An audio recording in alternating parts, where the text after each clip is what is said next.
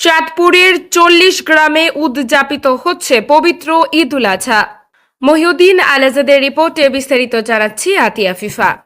চাঁদপুরে প্রায় ৪০টি গ্রামে আজ শুক্রবার সৌদি আরবের সাথে মিল রেখে পবিত্র ঈদ উল আজহা উদযাপিত হচ্ছে।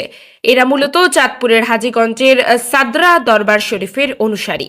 তারা ১৯২৮ সাল থেকে সৌদি আরবের সাথে মিল রেখে পবিত্র ঈদ উল আজহা সহ ইসলামী বিধানগুলো উদযাপন করে আসছে।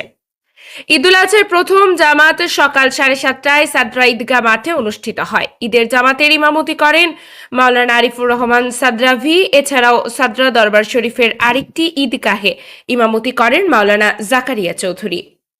এছাড়াও হাজীগঞ্জের সমেশপুর, বলাখাল সহ কয়েকটি গ্রামে পবিত্র ঈদ উল আজহার জামায়াত অনুষ্ঠিত হচ্ছে।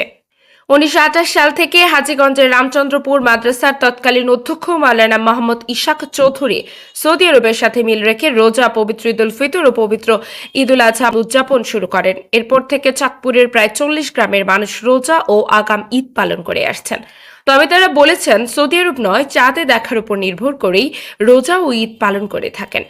হাজীগঞ্জ, ফরিদগঞ্জ, মতলব উত্তর ও মতলব দক্ষিণ উপজেলার কয়েকটি গ্রামে মাওলানা ইসাক চৌধুরীর অনুসারীরা একদিন আগে ঈদ উদযাপন করেন।